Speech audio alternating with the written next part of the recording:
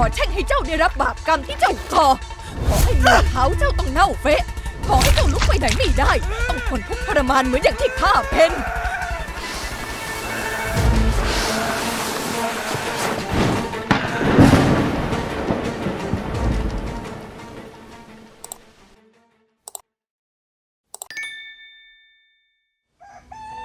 ณหมู่บ้านอันห่างไกลมีชายหนุ่มผู้หนึ่งนามว่าเม้งเขาอาศัยอยู่กับผู้เป็นแม่ที่มีอายุค่อนข้างมากและร่างกายชราลงไปทุกวันสองแม่ลูกอาศัยอยู่ด้วยกันเพียงลำพังในเรือนไม้หลังเก่าคอยช่วยกันทำไร่หาเลี้ยงชีพอย่างขยันขันแข็งแต่แล้ววันหนึ่งโชคชะตาก็นำพาให้เม้งได้ไปพบเจอกับป้าเหยง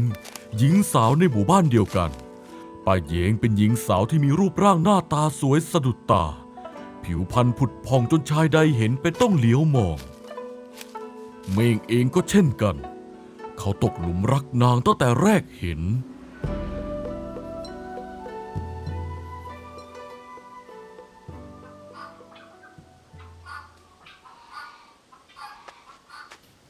เม่งเอ้ยแม่ว่าเจ้าอย่าไปยุ่งเกี่ยวคุกคลีกับป้าเย้งให้มันมากนักนะลูกนางเป็นคนเกียจคร้านไม่ยอมทำมาหากิน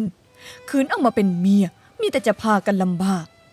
แม่ไม่ค่อยเห็นด้วยนักหรอกนะที่เจ้าจะลงเอยกับนางเชื่อแม่เถอะนะลูกถอยออกมาเสียแต่ตอนนี้โธ่แม่จ๋านางอาจจะแค่ยังไม่ประสาไว้ข้าแต่งนางเข้ามาข้าจะค่อยๆสอนให้นางทำนั่นทำนี่เองละไม่ต้องห่วงหรอกนะข้ารักนางจริงๆท้ายที่สุดแล้วความหลงไหลที่ยังรากลึกจนถอนตัวไม่ขึ้นเม้งก็ตัดสินใจขัดใจผู้เป็นแม่เข้าไปพาป้าเหยงเข้ามาแต่งงานเป็นภรรยาร่วมชายคาอยู่ในเรือนเดียวกันในที่สุดหลังจากที่เม้งแต่งงานกับป้าเหยงเข้ามาอยู่ร่วมเรือนเดียวกันแล้วสันดานที่แท้จริงของนางก็เริ่มปรากฏชัดขึ้นเรื่อยๆป้าเหยงยังคงเกียจคร้านไม่หยิบจับงานบ้านงานเรือนหรือแม้แต่ออกไปช่วยทำมาหากินวันๆเอาแต่นอนตื่นสายรอให้เม้งและแม่สามีหาข้าวหาปลามากินเมื่อเม้งเห็นภรรยาเอาแต่ขี้เกียจจึงพยายามพูดจาสั่งสอนตักเตือนให้รู้จักแบ่งเบาภาระบ้างแต่กลับถูกตอกกลับด้วยคำพูดที่เจ็บแสบข้าก็เป็นของข้าแบบนี้มาแต่ไหนแต่ไรแล้วเจ้าก็รู้แล้วเจ้าก็เต็มใจแต่งข้าเข้ามาเองนี่จะมาเจ้ากี้เจ้าการสอนข้าทำไมอยากทำก็ทำไปสิข้าเหนื่อยข้าไม่ทำเม้งได้แต่ใจอ่อนและยอมจำนนเพราะสอนไปนางก็ไม่เคยรับฟัง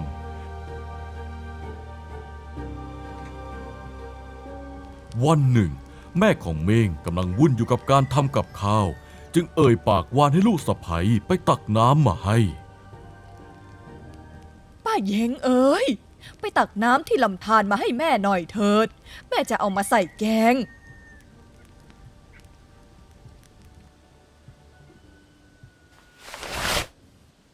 ข้าเหนื่อยข้าลุกไม่ไหวหรอก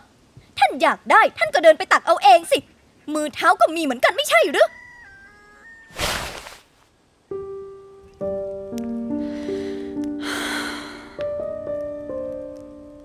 โดยปกติแล้วเม้งจะเป็นคนออกไปทำงานที่ไร่ทิ้งให้ป้าเยงและแม่ของตนอยู่ด้วยกันที่เรือนวันหนึ่งเมื่อเม้งกลับมาจากไร่ด้วยความเหน็ดเหนื่อยป้าเยงก็รีบวิ่งหน้าตื่นเข้าไปฟ้องเขาทันทีท่านพี่ท่านแม่ขโมยเงินของเราไปเงินแท่งที่แม่ข้าให้มาตอนแต่งงานวันนี้ข้าเก็บเอาไว้ในห้องแล้วออกไปทำธุระข้างนอกประเดี๋ยวเดียวพอกลับมามันก็หายไปแล้วต้องเป็นท่านแม่ขโมยไปแน่ๆในเรือนนี้ไม่มีใครอื่นอีกแล้วเม้งตกใจมากรีบไปสอบถามผู้เป็นแม่แต่แม่ของเม้งปฏิเสธเสียงแข็งแม่ไม่ได้ขโมยนะลูกแม่ไม่รู้เรื่องเลยแม่ไม่ได้หยิบไปจริงๆให้แม่สาบานที่ไหนก็ได้อย่ามาตอแหละข้าเก็บไว้ในห้องของข้าแล้วในเรือนก็มีแต่ท่านอยู่คนเดียวถ้าท่านไม่ขโมยแล้วผีที่ไหนมันจะมาขโมย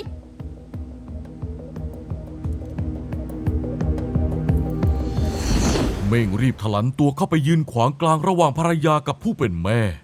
เขาไม่อยากให้เรื่องราวบานปลายใหญ่โตไปถึงหูชาวบ้าน พอได้แล้วป้าเย้งในเมื่อไม่มีใครเห็นตอนขโมย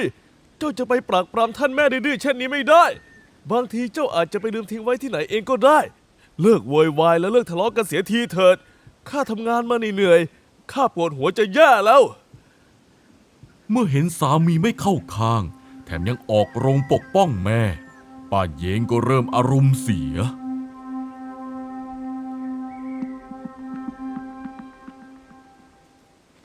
วันเวลาผ่านไป สังขารของคนแก่ก็เริ่มร่วงโรย แม่ของเม้งล้มป่วยลง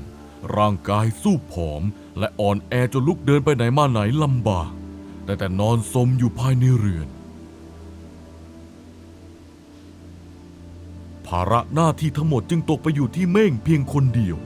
เขาต้องออกไปทำไร่อย่างหนัก3ระยะทางจากเรือนไปถึงไร่ก็ค่อนข้างไกล อีกทั้งป้าเยงผู้เป็นภรรยาก็เอาแต่หลีกเลี่ยง อ้างว่าเหนื่อย และไม่ยอมออกไปช่วยตากแดดตากลมทำไร่ด้วยเลยแม้แต่น้อย เมื่อเห็นดังนั้น เม้งจึงตัดสินใจว่าตนจะไปนอนค้างที่ไร่เสียเลย เพื่อจะได้ทุ่มเทเวลาทำไร่ได้อย่างเต็มที่ไม่ต้องเสียเวลาเดินไปกลับ ป้าเย้งในเมื่อเจ้าไม่อยากไปลำบากทำไร่กับข้าเช่นนั้นก็อยู่เฝ้าเรือน คอยดูแลท่านแม่ของข้าให้ดี ถึงเวลาก็หาข้าวหาน้ำให้ท่านกินอย่าได้ขาดตกบกพร่อง เข้าใจหรือไม่ ข้ารู้แล้ว ท่านจะไปไหนก็รีบไปเถิด ข้าดูแลได้ก็แล้วกันนะ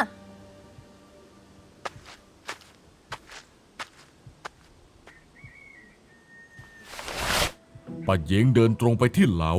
จับไก่ตัวอ้วนผีมาเชือดและต้มทำอาหารเนื้อสัตว์มื้อใหญ่ นั่งกินอย่างอร่อยเพียงลำพังจนอิ่มหนำสำราญ แต่พอถึงคราวที่ต้องยกอาหารไปให้แม่สามีที่นอนป่วยอยู่ ป้าเยงกลับเอาข้าวค้างคืนที่ก้นหม้อซึ่งเริ่มบูดเสียและส่งกลิ่นเหม็นเปรี้ยวฉุนกึก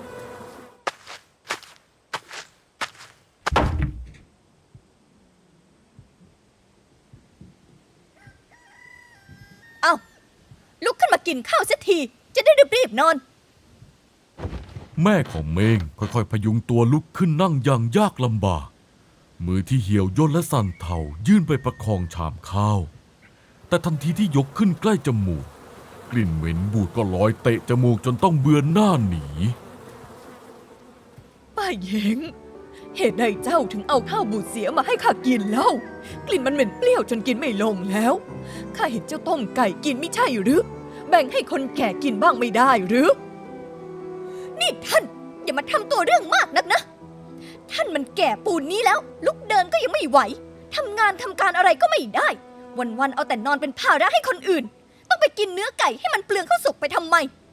สภาพอย่างท่านมีข้าวเหลือๆข้าวเน่าๆให้กินประทังชีวิตก็ถือว่าบุญเท่าไหร่แล้ว จะกินหรือไม่กิน ถ้าเรื่องมากนะก็อดตายไปเลย สิ้นเสียงตวาดป้าเยงก็สะบัดหน้าเดินตึงตังออกจากห้องไปทิ้งให้หญิงชราผู้น่าสงสารนั่งมองชามข้าวบูดเสียด้วยหัวใจที่แหลกสลายทำได้เพียงฝืนกลืนข้าวบูดเสียนั่นลงคอไปทั้งน้ำตาเพื่อประทังชีวิตรอลูกชายกลับมา เวลาผ่านไป2-3 วันเม่งหอบความเหน็ดเหนื่อยกลับมาจากไร่ทันทีที่เม่งก้าวเท้าเข้ามาในห้อง แม่ของเม่งก็ร้องไห้ฟ้องลูกชายถึงความร้ายกาจของลูกสะใภ้ทันที เม่งเอ๋ยเจ้าช่วยบอกเมียเจ้าทีเถิด ให้เอาข้าวปลาดีๆมาให้แม่กินบ้าง หลายวันที่เจ้าไม่อยู่นางเอาแต่ข้าวบูดข้าวเสียกลิ่นเหม็นเปรี้ยวมาให้แม่กิน แม่กินแทบไม่ลงเลยลูกเอ๋ยท่านแม่อยู่ใส่ร้ายข้าเดี๋ยวนี้นะ ท่านพี่ท่านอย่าไปหลงเชื่อคำพูดโกหกของแม่ท่านนะ ตั้งแต่ท่านไม่อยู่ข้าก็คอยปรนนิบัติหาข้าวหาปลาดีๆให้กินตลอดไม่เคยขาดตกบกพร่อง ท่านพี่ก็รู้ว่าตั้งแต่แรกเริ่มท่านแม่ก็ไม่เคยชอบพอในตัวข้าอยู่แล้วนางถึงได้คอยหาเรื่องใส่ร้ายป้ายสีข้าสารพัดท่านพี่อย่าไปฟังคำยุแยงของนางเลยนะจ๊ะข้าถูกปลักปล้ำนะ เม่งยืนฟังทั้งสองฝ่ายโต้เถียงกันด้วยความอึดอัดใจ ชายหนุ่มถอนหายใจเฮือกใหญ่ด้วยความที่ไม่เห็นเหตุการณ์กับตา เม่งจึงไม่รู้จะตัดสินใจเชื่อใครดีได้แต่พูดไกลเกลี่ยให้ทั้งสองฝ่ายเลิกแล้วต่อกัน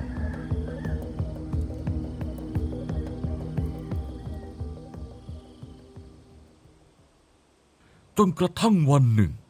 ความเสียใจและความบอบช้ำทางจิตใจที่สะสมมาเนิ่นนานทำให้แม่ของเม่งดวงตามืดบอดลงสนิทหญิงชรา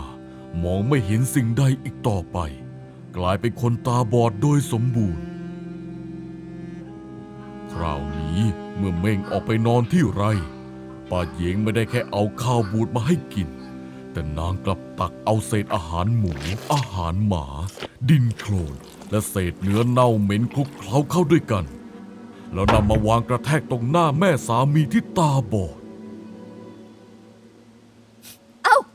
กินเข้าไปซะไอ้บอดของดีๆทั้งนั้น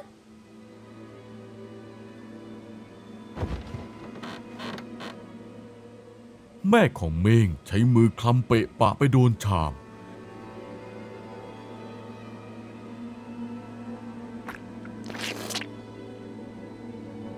แต่ทันทีที่ลิ้นสัมผัสรสชาติและจมูกได้กลิ่นเหม็นเน่านางก็รู้ได้ทันทีว่านี่ไม่ใช่อาหารของคน นี่มันอาหารหมูอาหารหมานี่เจ้าเอาของสกปรกพันนี้มาให้ข้ากินได้อย่างไรป้าเหยงจิตใจเจ้าทำด้วยอะไรหุบปากคนตาบอดอย่างท่านมีอะไรให้แดกก็แดกเข้าไปเถอะแล้วจำเอาไว้ให้ดีนะห้ามเอาเรื่องนี้ไปบอกท่านพี่เด็ดขาด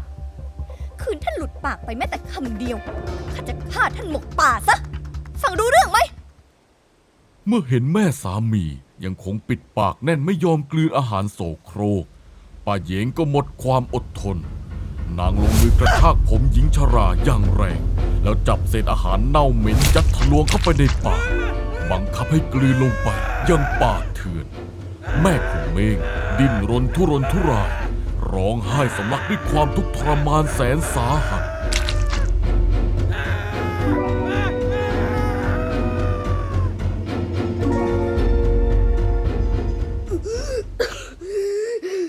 ไม่กี่วันต่อมาเมื่อเม่งกลับมาจากไร่เขาพบว่าแม่ของตนนั่งอยู่มุมห้องเอาแต่กอดเขาร้องไห้สะอึกสะอื้นตัวสั่นเทาตลอดเวลา ท่านแม่เป็นอะไรไปร้องไห้ทำไมใครทำอะไรแม่บอกข้ามาสิแม่ของเม่งได้แต่สายหน้าร้องไห้โฮออกมาแต่ไม่กล้าปริปากบอกความจริงเรื่องป้าเหยงเพราะหวาดกลัวคำขู่ฆ่าจับใจเม่งเห็นสภาพผู้เป็นแม่ก็รู้สึกแปลกใจชายหนุ่มไม่เซาซีถามต่อเขาตัดสินใจเดินออกไปจับไก่ตัวอ้วนในเล้ามาเชือดแล้วลงมือต้มซุปไก่ร้อนๆหอมกลุ่นด้วยตัวเองนำมาป้อนให้แม่กินเพื่อปลอบประโลมใจและบำรุงร่างกายที่พ่ายผอมลงไปมากรุ่งเช้า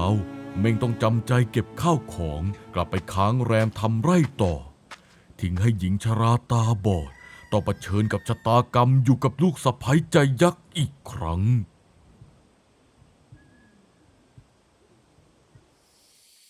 คืนนั้นท่ามกลางความเงียบสงัดป้าเยงรู้สึกหงุดหงิดและโกรธแค้นที่เห็นเม่งคอยเอาอกเอาใจแม่ของตนป้าเยงเดินเข้าไปในห้องขับถ่ายอุจจาระของตนใส่ลงในถ้วยแล้วนางก็เดินนำไปยื่นให้แม่สามีที่กำลังนั่งหิวโหยอยู่มุมห้องเอาท่านพี่อุตส่าห์ทำแกงเนื้อไว้ให้ท่านรีบกินเข้าไปซะแม่ของเม่งที่มองไม่เห็นดีใจคิดว่าลูกชายทำกับข้าวทิ้งไว้ให้นางใช้มือสั่นเทาคลำหาถ้วยและช้อน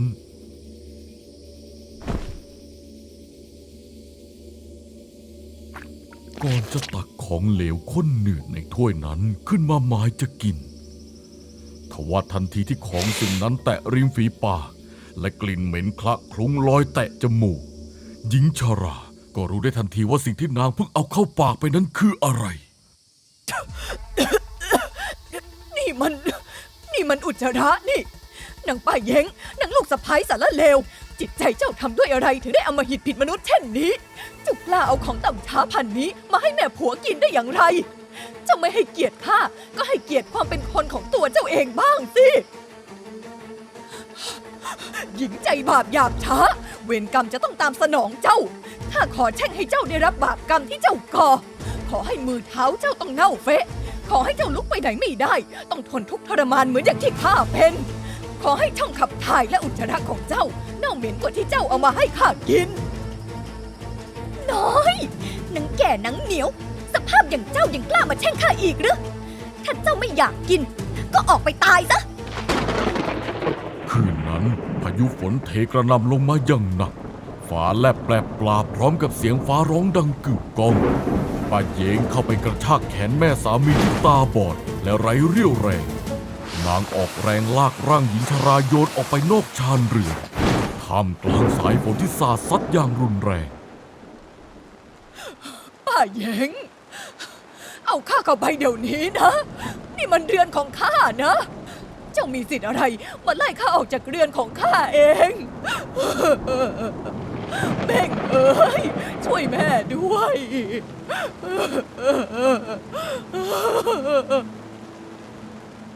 ป้าเยงไม่สนใจเสียงร้องขอความเมตตานั้นนางปิดประตูดังปังและลงดานแน่นสนิทปล่อยให้แม่สามีนอนหนาวสั่นตากฝนอยู่ด้านนอกเพียงลำพัง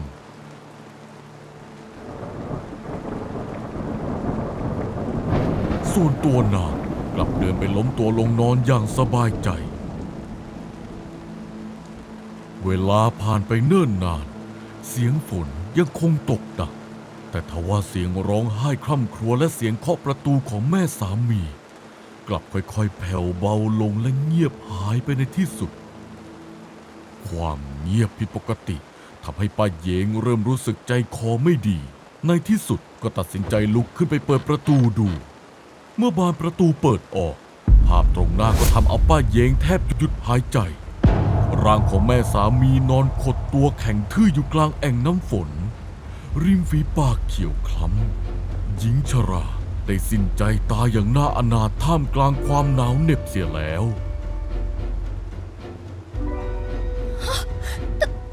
ตายแล้ว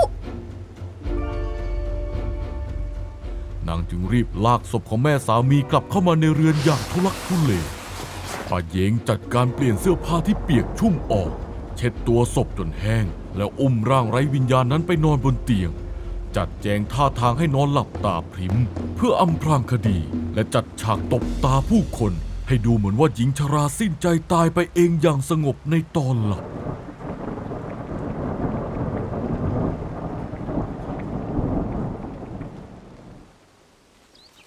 เย็นวันนั้นเม่งหอบเอาความเหน็ดเหนื่อยจากการทำไร่กลับมาถึงเรือน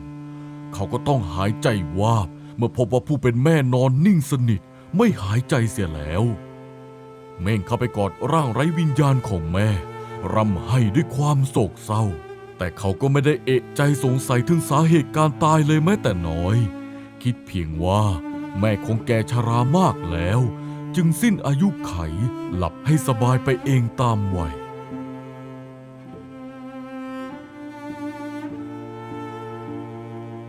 ทว่าหลังจากงานศพของแม่สามีผ่านพ้นไปได้ไม่นานเรื่องราวสยองขวัญก็เริ่มบังเกิดขึ้นกับป้าเยงนางเริ่มล้มป่วยมีอาการเจ็บปวดที่มือและเท้าอย่างรุนแรงโดยไม่ทราบสาเหตุหลังจากนั้นเพียงไม่กี่วันผิวหนังบริเวณมือและเท้าของนางก็เริ่มเปื่อยและเน่าเฟะอาการลุกลามหนักขึ้นเรื่อยๆจนลุกเดินไปไหนมาไหนไม่ได้สุดท้ายมือและเท้าของนางก็เหี่ยวแห้งลีบติดกระดูกดูน่าสยดสยองราวกับซากศพเดินได้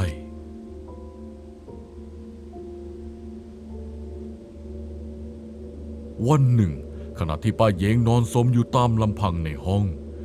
จู่ๆก็มีเด็กผู้ชายคนหนึ่งเดินประคองถ้วยเนื้อต้มหอมกรุ่นมายื่นให้นางถึงหน้าเตียงป้าเยงที่กำลังหิวโหยรีบยื่นมือที่สั่นเทาไปรับถ้วยนั้นมาไว้นางมองเนื้อชิ้นโตในถ้วยและเตรียมจะตักเข้าปากแต่พอมองดูให้เต็มตาเนื้อต้มหอมกรุ่นในถ้วยกลับกลายเป็นกองอุจจาระเหม็นเน่าอย่างน่าสะอิดสะเอียนป้าเยงกรีดร้องลั่นรีบปาถ้วยทิ้งนางเงยหน้าขึ้นมองหาเด็กคนนั้นทว่าเบื้องหน้าของนางกลับไม่ใช่เด็กชายแต่กลายเป็นร่างของแม่สามีร่างนั้นยืนก้มหน้าเส้นผมรุงรังผิวหนังเน่าเฟะส่งกลิ่นเหม็นสางทำให้คนหัวลุกชัน ท่านแม่ข้ากลัวแล้ว ปล่อยข้าไปเถิดข้าเจ็บเหลือเกินข้าผิดไปแล้ว เสียงร้องขอชีวิตซ้ำแล้วซ้ำเล่าดังแว่วออกไปจนเม่งที่อยู่ข้างนอกเริ่มสงสัยและทนไม่ไหว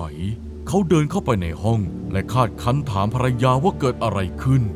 เหตุใดจึงเอาแต่ร้องเรียกขอโทษแม่ของเขาอยู่เช่นนี้ด้วยความเจ็บปวดทรมานและความหวาดกลัวแม่สามีจนถึงขีดสุดในที่สุดป้าเหยงก็ทนเก็บความลับไว้ไม่ไหวนางยอมเปิดปากสารภาพความจริงอันดำมืดออกมาทั้งหมดทันทีที่ได้ยินความจริงจากปากภรรยาเม่งก็เบิกตากว้างความโศกเศร้าและความโกรธแค้นพุ่งทะลุขีดสุด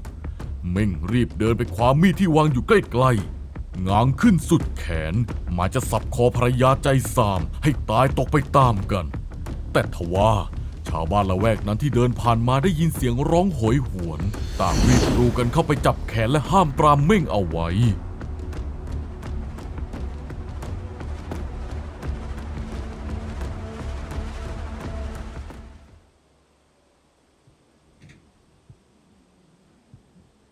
วันรุ่งขึ้นเม่งให้คนไปตามพ่อแม่ของป้าเหยงมาที่เรือนเพื่อเจรจาเฮ้ยพวกข้าก็ไม่เอานางคืนแล้วเช่นกันบัดนี้นางแต่งออกไปเป็นภรรยาเจ้าถือว่าเป็นของเรือนเจ้าแล้วในเมื่อนางทำเลวร้ายถึงเพียงนี้เจ้าจะฆ่าแกงหรือจะทิ้งขว้างนางอย่างไรก็สุดแท้แต่ใจเจ้าเถิดมันไม่เกี่ยวกับพวกข้าอีกต่อไปและพวกข้าก็จะไม่ไปหาเรื่องเรียกร้องเอาความใดๆกับเจ้าเด็ดขาดชายหนุ่มจึงตัดสินใจขั้นเด็ดขาดเขาจัดการเก็บข้าวของแล้วเดินลงจากเรือนหนีไปใช้ชีวิตกินนอนอยู่ที่ไร่แต่เพียงผู้เดียวปล่อยทิ้งให้ป้าเหยงที่ป่วยหนักลุกไปไหนไม่ได้ต้องนอนจมกองทุกข์อยู่บนเรือนเพียงลำพังนับตั้งแต่วันที่เม่งทิ้งเรือนไปทุกๆเช้าเมื่อชาวบ้านเดินผ่านไปมาแถวเรือนของเม่งก็มักจะได้ยินเสียงครวญครางโหยหวนของป้าเหยงดังก้องลอดออกมาจากในห้องช่วยด้วยข้าหิวเหลือเกินช่วยข้าด้วยใครก็ได้ข้าอยากกินข้าวข้าหิวน้